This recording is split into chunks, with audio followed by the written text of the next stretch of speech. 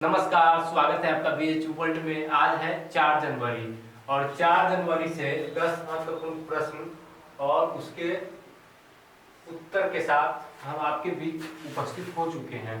तो देखते हैं आज का सबसे पहला क्वेश्चन कौन है। आज का सबसे पहला क्वेश्चन है यूनिसेफ का पूरा नाम क्या है। हम कितनी दफा आपको यूनिसेफ के बारे में पढ़ा चुके हैं, आपको याद भी होगा।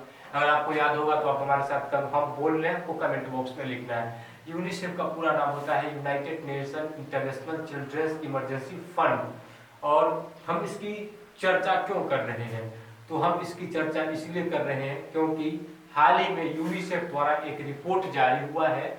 उस रिपोर्ट के द्वारा कहा गया है कि 1 जनवरी 2020 को सबसे ज्यादा बच्चों का जन्म भारत में हुआ है और दूसरे स्थान पर चाइना है।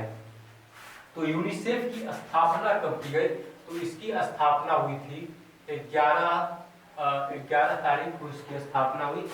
11 दिसंबर 1946, 11/12/1946 को इसकी स्थापना हुई और इसका मुख्यालय जो है वह न्यूयॉर्क में अवस्थित है। हमने कितनी दफा आपको इसके फुल फॉर्म के बारे में बताया है। यहाँ पर इसका फुल फॉर्म ज्यादा इंपॉर्टेंट नहीं है, यहाँ पर इंपॉर्टेंट है कि इसकी स्थापना कब हुई और इसका मुख्यालय कहाँ है। लेकिन यूनिसेफ का फुल फॉर्म भी जानना बेहद जरूरी है, क्योंकि परीक्षा में पूछे या ना पूछे वो बात की बात है। एक सामान्य जानकारी के लिए आपको इसके बारे में पता होना नितांत ही आवश्यक है। अब नेक्स्ट क्वेश्चन हमारा है, राजनीतिक दल पंजीकरण सूचना प्रबंधन प्रणाली की शुरुआत किस विभाग के द्वारा की गई है। तो इसकी शुरुआत की गई है निर्वाचन आयोग के द्वारा। निर्वाचन आयोग को अंग्रेजी में क्या कहेंगे, इसको अंग्रेजी में कहेंगे इलेक्शन कमीशन। तो इलेक्शन कमीशन के द्वारा राजनीतिक दल पंजीकरण सूचना प्रबंधन प्रणाली की शुरुआत की गई है। भारत के संविधान के अनुच्छेद 324 324 में निर्वाचन आयोग का वर्णन है और अभी भारत के चीफ इलेक्शन कमीशन जो है उनका नाम है श्री सुनील अरोड़ा। नेक्स्ट क्वेश्चन है, सिखों के 10वें गुरु गोविंद सिंह जी की 353वीं जयंती कब मनाई गई। तो इनकी 353वीं जयंती मनाई गई 2 जनवरी को। 2 जनवरी को इनकी 353वीं जयंती थी। अब यहाँ पर एक क्वेश्चन महत्वपूर्ण है कि इन्होंने खालसा पंथ की शुरुआत करी थी। तो अगर आपसे हिस्ट्री का यह क्वेश्चन है, हम इसको हिस्ट्री से रिलेट कर रहे हैं, आपसे अगर पूछा जाएगा कि खालसा पंथ की शुरुआत किसके द्वारा की गई, तो इसकी शुरुआत गुरु गोविंद सिंह के द्वारा की गई। जो भी आपके मेंटर होंगे वो पढ़ाएंगे जब आपको सिख धर्म के बारे में, और जब वो गुरु गोविंद सिंह की चर्चा करेंगे तो ये बात भी आपको बताएंगे कि खालसा पंथ की शुरुआत इन्हीं के द्वारा की गई थी। और इसके साथ ही इन्होंने सिखों में 5 क की भी शुरुआत की थी।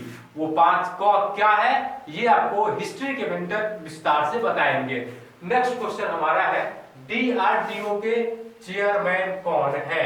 तो डीआरडीओ के चेयरमैन का नाम है जी सतीश रेड्डी।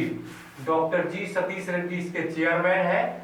और डीआरडीओ का फुल फॉर्म क्या होता है, तो डीआरडीओ का फुल फॉर्म होता है डिफेंस रिसर्च डेवलपमेंट ऑर्गेनाइजेशन। और इसकी स्थापना की गई 1 जनवरी 1958 को, 1958 को इसकी स्थापना की गई। और इसका जो मुख्यालय यानी कि हेडक्वार्टर है वह नई दिल्ली में अवस्थित है। हम डीआरडीओ की यह चर्चा क्यों कर रहे हैं, तो हाल ही में 1 जनवरी को इसका बर्थडे था, यानी कि इसका फाउंडेशन डे मनाया गया। इसलिए हम आपको इसके बारे में बता रहे हैं। अगर आपसे पूछा जाए कि डीआरडीओ का फाउंडेशन डे कब मनाया जाता है, तो डीआरडीओ का फाउंडेशन डे 1 जनवरी को मनाया जाता है, 1 जनवरी को मनाया जाता है। यूडीएआई द्वारा स्थापित नए आधार सेवा केंद्र उडई ने हाल ही में भारत में 28 नए केंद्रों की स्थापना की है। कितने केंद्रों की, 28 केंद्रों की।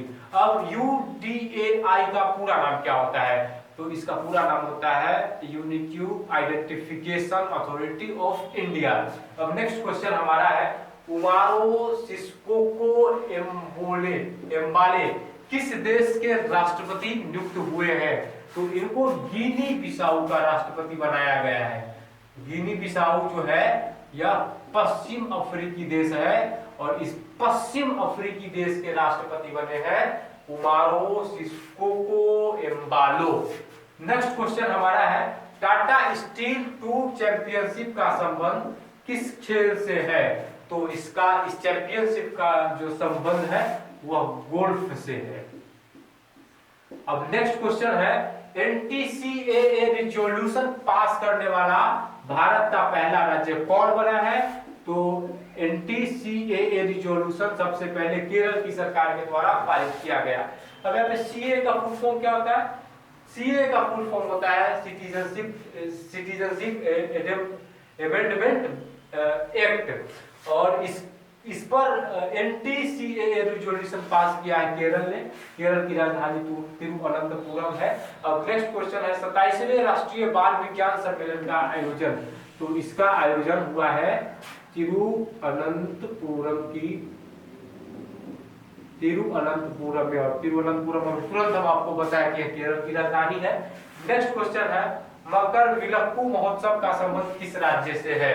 तो मकरविलक्कू महोत्सव का संबंध भी केरल से ही है और यह इसका जो मकरविलक्कू महोत्सव जो है वह सबरीमाला से भी संबंधित है। तो सबरीमाला केस बहुत दिनों तक चला और इस पर सुप्रीम कोर्ट का ऐतिहासिक फैसला भी 2018 में आया था, तो उसी से यह संबंधित है। तो दोस्तों ये था आज का डेली करंट अफेयर्स बुलेटिन। दरअसल हमारी तबीयत कुछ ठीक नहीं है, इसलिए ठीक से आवाज नहीं निकल पा रही है और हम ठीक से आप लोगों से जुड़ नहीं पा रहे हैं, लेकिन कोई बात नहीं है, तबीयत खराब है फिर भी हम आप लोगों के बीच हैं और करंट अफेयर लेकर आए, हो भी गया। तो आइए अब बगैर समय बर्बाद किए हुए आपसे 3 क्वेश्चन पूछते हैं।